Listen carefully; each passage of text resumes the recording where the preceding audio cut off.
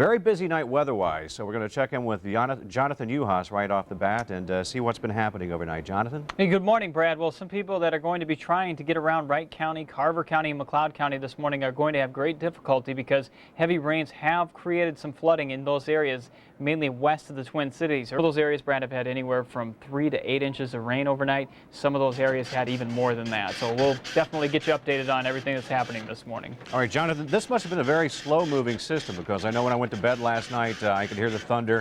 When I woke up this morning, it was doing the same thing. Yeah, what happened was the thunderstorms just kept rebuilding right over the same areas, Brad. So more storms would just pop up right behind the storm. First, the storm would develop over Wright County, and another storm would move in right behind it. We call that training, where you just have one storm after another, and they just kept coming right into the metropolitan area. So that's what was going on last night. We may see some of that again tonight as a slow-moving cold front moves through the state. So I'll keep you up to date on that and let you know more about today's forecast. All right, Jonathan, thank you much. Well, as Jonathan mentioned, overnight, parts of the Twin Cities metro, particularly the western suburbs, got soaked.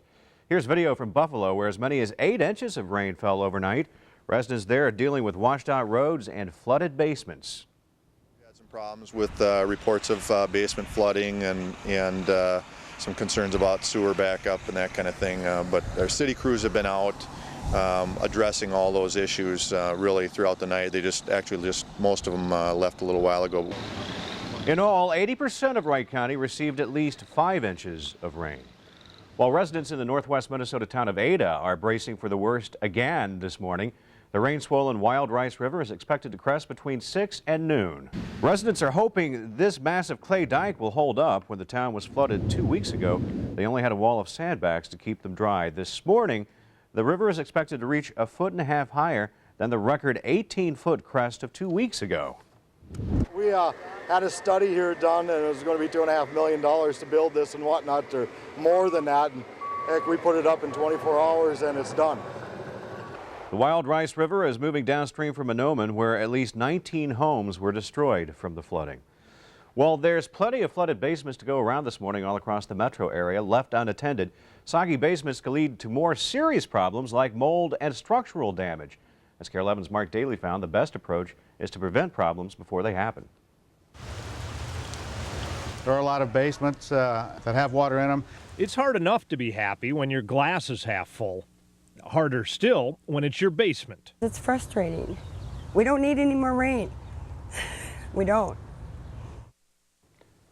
Experts say the single most important thing you can do to prevent water from seeping into your basement is to keep your gutters free of leaves and other debris. Otherwise, the gutters clog up and rainwater overflows precisely where you don't want it. It is now 5:07, and in other news, a brewing tradition in St. Paul has officially run dry. Minnesota Brewing Company has announced it will no longer make beer at the old Schmitz plant on West 7th Street. The brewery says a bank discontinued its funding, and between renovation delays, equipment troubles, and failure to get union concessions, the brewery could not meet expectations. As a result, 120 employees are now jobless. One worker says it's hard to believe this may be the last chapter for a plant that's been in business for 150 years.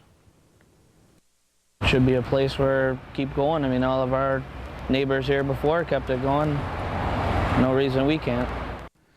St. Paul Mayor Randy Kelly says efforts are underway to find new investors or another brewer to keep the plant running. Meanwhile, the adjoining Gopher State ethanol plant will stay open, sparing about 30 jobs. The St. Paul School Board votes tonight on budget cuts for the next school year. The district must cut $20 million from its $534 million budget because of declining enrollments and less than expected state revenue. A budget committee already has made plans to reduce its administrative budget by $1 million and decided to use $1.7 million out of the district's rainy day reserve. Education Commissioner Christine Jacks wants her boss's job. Jacks says she'll seek the Independence Party's endorsement for governor. She's the first big name to declare an Independence Party candidacy since Governor Ventura announced his retirement last week. And former Democratic Congressman Tim Penny is also expected to announce this week whether he'll run for the party's endorsement. Ventura has said Penny is his choice to replace him as governor. Minnesota Department of Public Safety Commissioner Charlie Weaver is moving ahead with changes to immigrant driver's license. A ruling by an administrative law judge granted Weaver permission to put on licenses when an immigrant's visa will expire. Weaver praises the ruling, saying it's a significant step against the threat of terrorism. Critics say it will lead to discrimination against legal immigrants. President Bush is calling on Palestinians to replace Yasser Arafat as their leader. The call came as the president outlined his long-awaited plan yesterday for Palestinian statehood. In his speech, Bush says he believes Arafat does not have what it takes to end terror in the region. Peace requires a new and different Palestinian leadership so that a Palestinian state can be born. I call on the Palestinian people to elect new leaders, leaders not compromised by terror. Under the Bush plan, a permanent Palestinian state would be in place within 3 years. Well, as you no doubt know, there has been a lot of weather happening overnight. We're going to check in with Jonathan Uhas again to see what's new. All right, Brad, things are starting to calm down now in the Twin Cities. However, flooding is still occurring to the west of the metropolitan area, and it'll probably be some time before we really see those waters off to our west begin receding, probably not until the early afternoon. Unfortunately, we have more thunderstorms on the way later on today. Here's a look at our current conditions now in the Twin Cities. We still have thunderstorms rumbling around the metropolitan area. However, again, the intensity of these storms has decreased significantly in the last 2 hours. We'll keep you up to date throughout the morning. All right, Jonathan, thank you very much. Time now is 5:13, and up next on First Edition, we'll have an update on that massive fire in Arizona that's threatening an entire town. And we look at the hidden dangers of heart disease, find out about a simple test that could save your life when we come back in just 2 minutes.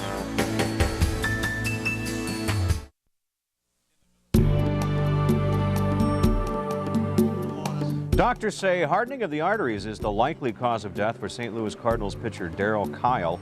The 33-year-old was found dead in his hotel room Saturday. By all accounts, Kyle was the picture of health, a professional athlete who underwent yearly physicals.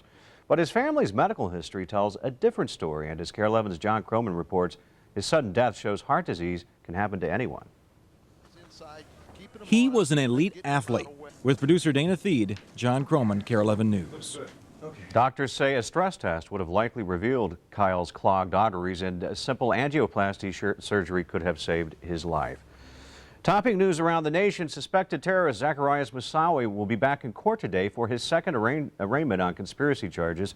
Earlier this month, Moussaoui was granted permission to be his own attorney, but now he's asking for help. Court documents released yesterday show that Moussaoui has asked the court to let Texas lawyer Charles Freeman help him question a government witness. Diminished winds and cooler temperatures are slowing the mammoth Arizona wildfire that's already destroyed hundreds of homes. Crews have been working throughout the night on 2 fire lines that they hope will stop the blaze, which is now a half mile from the town of Show Low. Well, it is 5:18, and coming up on First Edition, Twin Cities home prices keep climbing. We'll have details of a new record. And an exciting finish at the Metrodome last night. The Twins staged quite a comeback against Chicago. Highlights are next, but here's Jonathan first. Good morning. It's 70 degrees in the Twin Cities. The big storms are coming to an end now. We still have some thunderstorms out there, and they'll be scattered throughout the morning hours. Otherwise, a mix of clouds and sun. High temperatures later today in the upper 80s, quite humid as well. With more thunderstorms redeveloping late this afternoon into this evening, a few could be severe too. We'll be right back.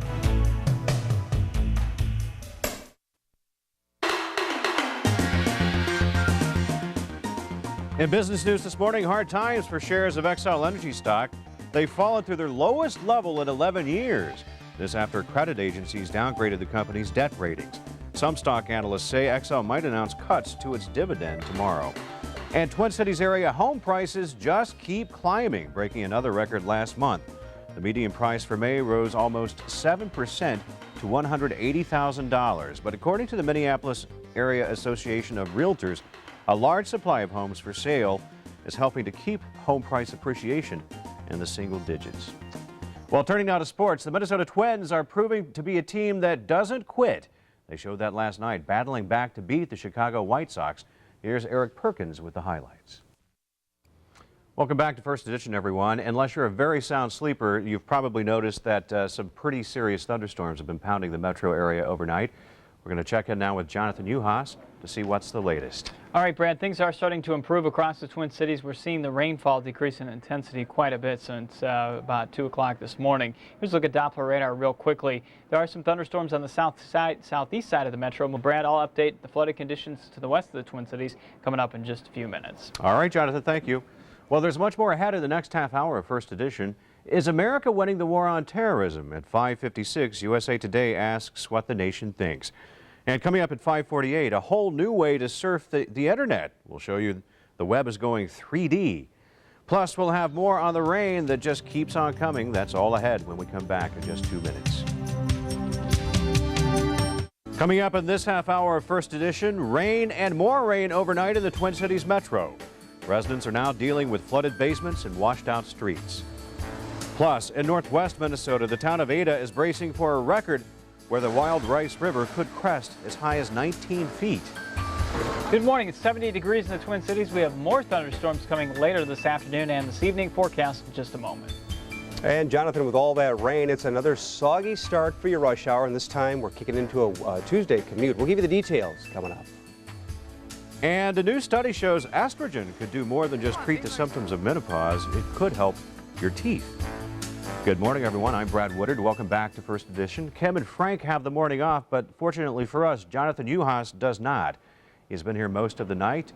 Following the weather, we've had some pretty serious thunderstorms pounding the area. Jonathan, what's the latest? Well, Brad, the latest is that the storms are decreasing in intensity, and this has been going on for a long time. It started late last night, just after 9 o'clock last evening, and those thunderstorms have still been occurring here in the Twin Cities since that time. Now, again, they're decreasing in intensity. Let's go to Doppler radar here and show you what's happening. So if you're traveling west of the Twin Cities this morning, you may want to call ahead because, as I understand, many roads are now underwater in Carver County, McLeod County, and Wright County, just west of the metro. So we'll keep you up to date on that weather. I've got more coming up in just a few minutes. All right, Jonathan, and you mentioned this is a very slow moving system. Right.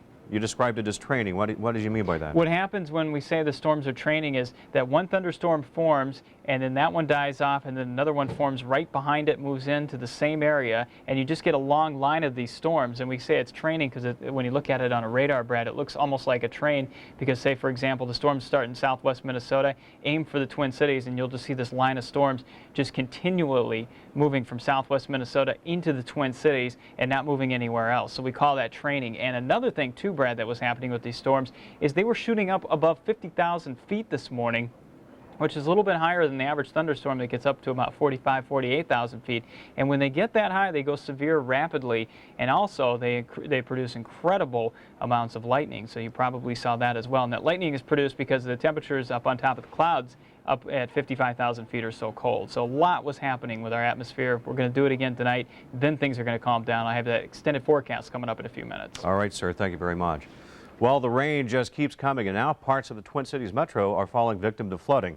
Many residents are dealing with flooded basements, and high waters are covering streets in the West Metro and beyond. Our Renee Tessman joins us now with more. Renee? Well, as you heard Jonathan mention, Brad, he mentioned Wright County, and it's probably been the hardest hit by this long band of storms. Back to you, Brad. All right, Renee, thank you. Well, residents in the northwestern Minnesota town of Ada are bracing for the worst again this morning. The rain-swollen Wild Rice River is expected to crest between 6 and noon. But as KARE 11's Boyd Hooper reports, residents are going in with a good deal of confidence this time around because of a massive dike the town has constructed. Everything was green grass here up till, Sunday night. Well, coming up in the next hour on Sunrise, we'll talk to someone from Norman County to see how that dike is holding up this morning. Well, the St. Paul School Board votes tonight on budget cuts for the next school year. The district must cut $20 million from its $534 million budget because of declining enrollments and less than expected state revenue. A budget committee already has made plans to reduce its administrative budget by $1 million and decided to use $1.7 million out of the district's rainy day reserve.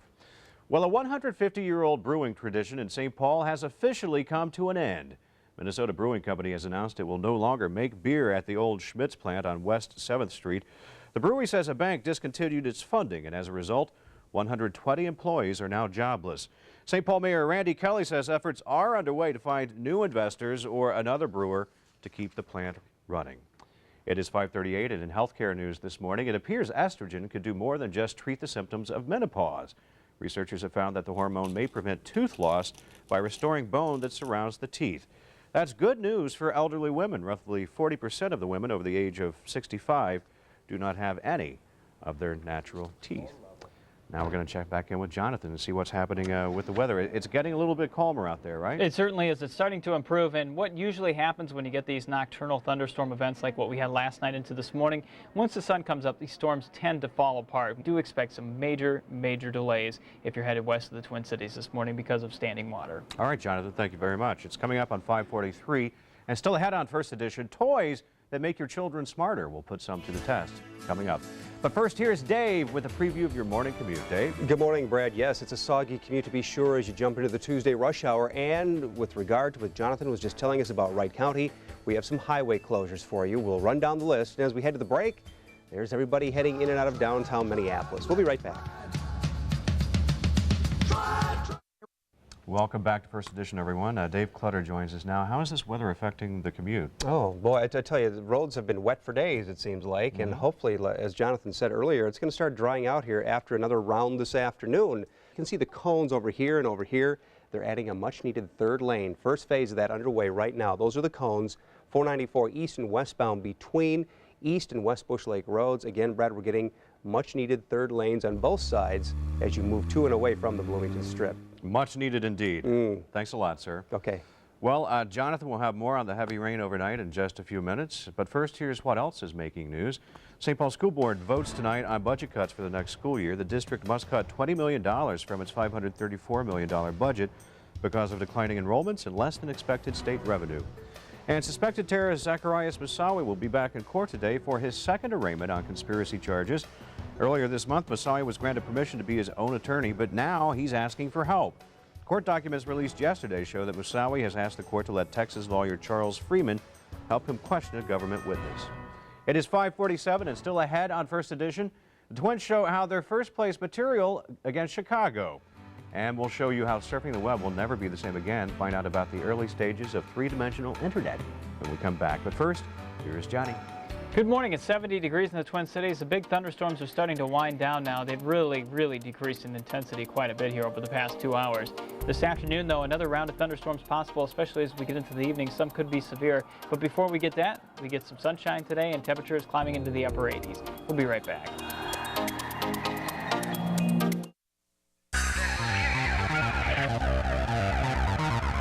Buckle up. Cruising the information superhighway is about to become a real ride.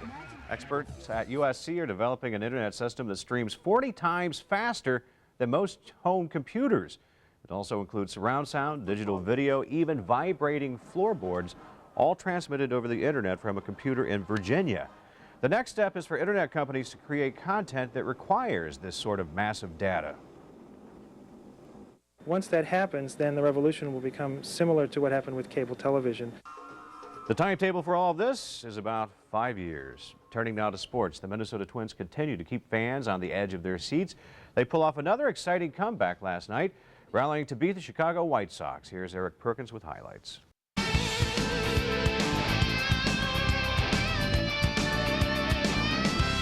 It is 5:52, and Coffee with Care this morning invites you to join Frank Vessalero, Belinda Jensen, Kim Inslee, and dozens of others Twin City celebrities for a fun day of tennis. It's the 7th annual Children's Heart League Tennis Invitational.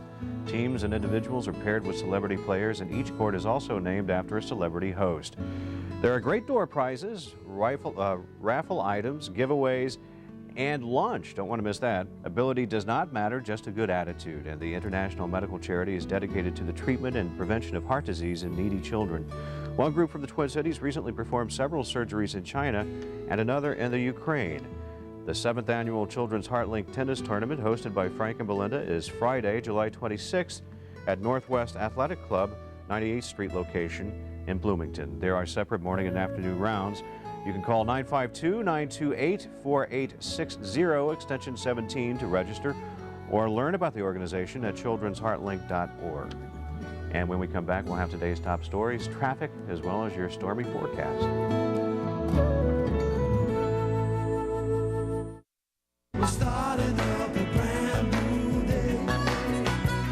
Well, that looks promising. If you're just joining us, we've been pounded by some pretty serious thunderstorms all night long, and we're going to check in with Jonathan Uhas to see how things are shaping up. Is it getting better? Brad, it is improving dramatically here in the Twin Cities. So one more day where we have to really watch carefully. Then after that, we're going to see some much better conditions. It's about time. Thanks a lot, Jonathan. Well, fasten your seatbelt. It's going to be a bumpy ride on the way to work today, huh? Already is, Brad. No lack of things to talk about in the traffic department today. With regard to all that storminess in Wright County, we have a couple of highway closures. We'll highlight those in a moment, but take a look at this. A rolled over semi. You're looking at Highway 65 southbound, the ramp to westbound Highway 10. So, Brad, lots and lots going on this morning. Drive slowly. All right. Please. Thanks a lot, sir. Well, rain and more rain tops the news this morning. Parts of the Twin Cities West Metro were the hardest hit. 80% of Wright County received at least 5 inches of rain overnight.